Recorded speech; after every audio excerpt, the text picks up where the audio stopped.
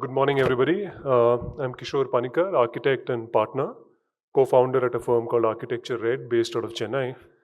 Of course, before all that, thank you, Sanjay. Thank you, Ridhima. It's a wonderful setting. Great to come here, share my thoughts with all of you, and also listen to everybody and see your work. It's quite an interesting platform. My first time here, and thanks. Great job done. Through this presentation, I will touch upon some of the key concerns that engage us as a practice and how we attempt to basically address these through the work that we do.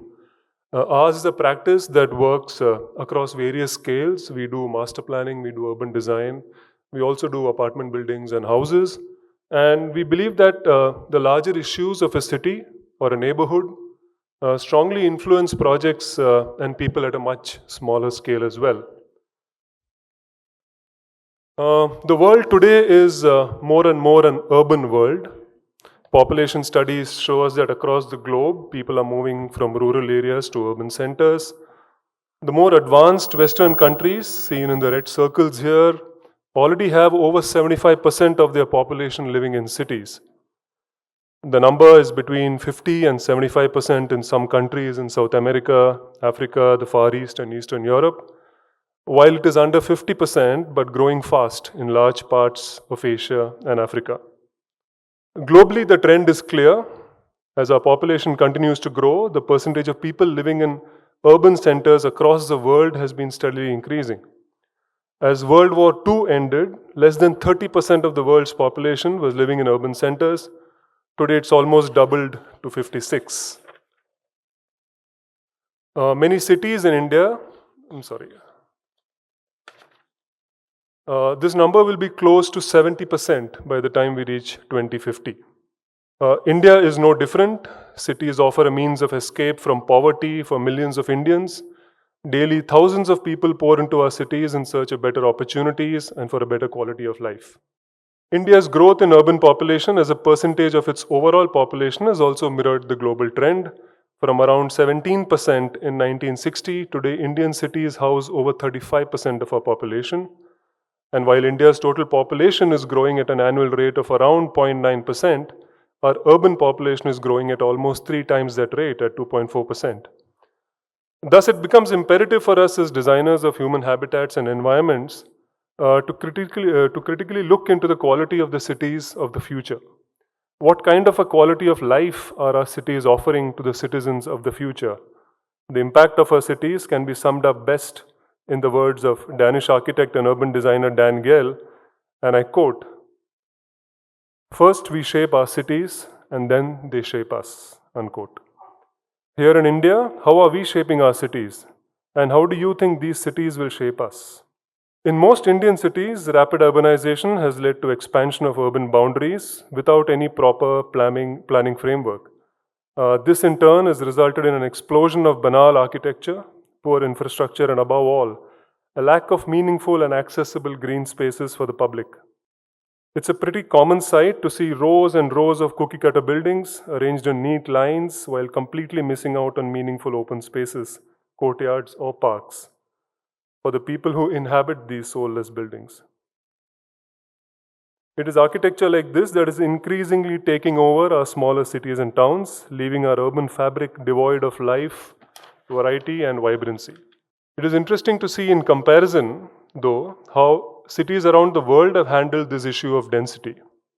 So here we see examples of heavily populated global cities with a comparable dense urban fabric.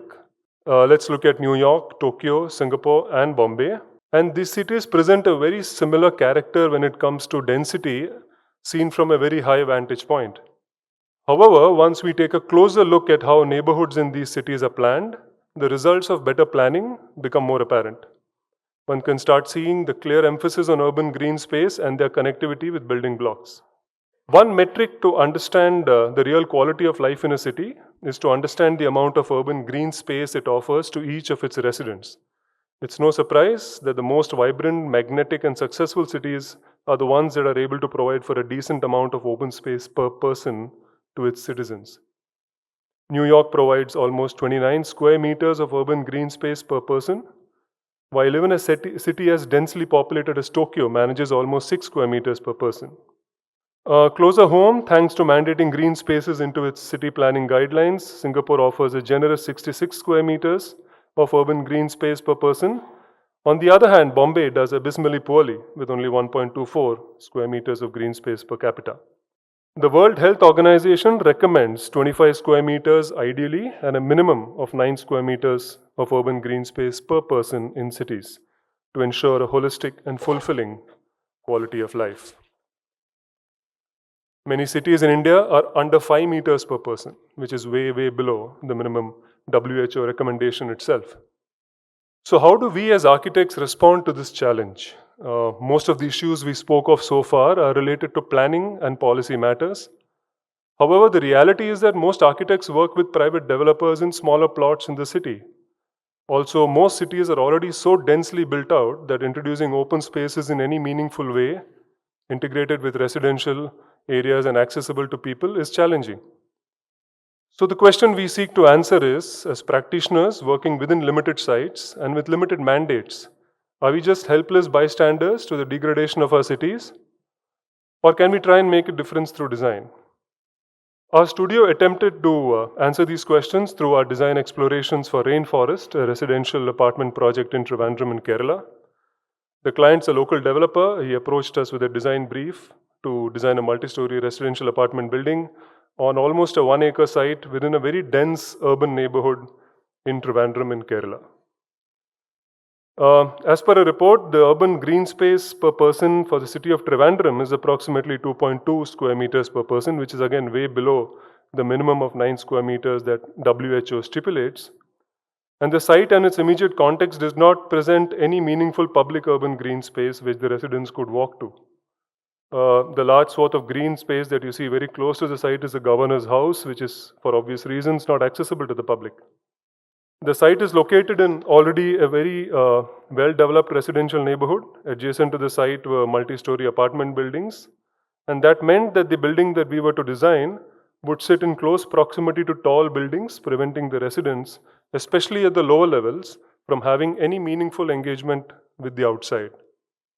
Trivandrum is a city with undulating terrain, and in our case, the site was lower than the approach road by about 12 meters, which meant that the building would be further lower from the road, making it completely disconnected from the larger context outside.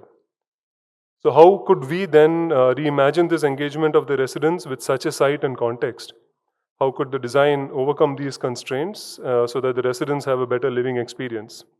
So we began by taking advantage of the lower level of the site where we could accommodate 3 levels of parking, taking it out of sight of the day-to-day pedestrian entrance experience from the street level.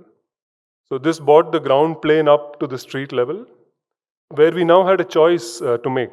Since the entire parking requirement was already accommodated, we could start the apartment units at this level, and that as would be the conventional approach, or we could look at addressing some of the larger challenges of the cities today that we face, as I spoke of earlier, and explore the opportunity to create a green urban space at the level of the street. So we did this by lifting the building off the site and freeing up the ground plane to become a large open green space. Since we had a sizable site, almost an acre, the idea was to look at this as a lushly planted park, accessible from the street level and open on all sides. This would be the heart of the community, where the residents would come together in celebrations and gatherings, and the main entrance lobby would sit in this park, which meant that the space became a part of their everyday living experience of the residents. As we articulated this idea further, the critical choice was made to break down the building into modular units and lift up these in varying heights above the park. This served two purposes. Number one, it helped us to break down the scale of the massive building, making it less imposing and more relatable to the human scale. This created opportunities for the park on the podium to open up much more to the sides and bring in more light and air. Number two, the varying levels at which the units start above the park, it creates a wonderful set of volumes to experience from the park level. This creates elements of surprise and discovery as one meanders through the park within these varying heights and volumes, overlooking the green podium from above. The apartment units thus start only at a much higher level. And what happens is the first 3 to 4 floors overlook the lush park at the lower level. And the park now becomes a context that they respond to rather than neighboring buildings. The floors above start rising above the height of the neighboring buildings and thus start to take in the larger views from outside. To avoid the park being taken over by columns from the floors above, a transfer slab was introduced at the base of each of these towers, which received the columns from the floors above and transferred the loads to 4 corner columns, thus introducing lesser and more dispersed columns in the park area, in some ways evoking the notion of large tree trunks in a forest. Thus, the site is effectively converted into a lush green park and almost an acre in area. Programs like open air theatres, recreational spaces, senior citizens park, pet friendly areas are all planned to be part of this area, this large park, effectively making it the main social space for the community, a place of belonging. These are some views of the park at the design stage.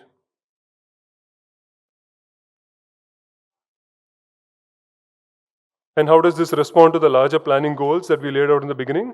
This 1 acre park translates to over 10 square meters of green space per resident or for the 380 residents of the community. This is a clear 5 times jump over the city average. These are some pictures of the site under construction, and a sense of the scale of the park and the building hovering over it can be gauged from these images. The building is still under construction. Hopefully, we'll be able to share you completed pictures soon. And this is how it is envisaged once complete.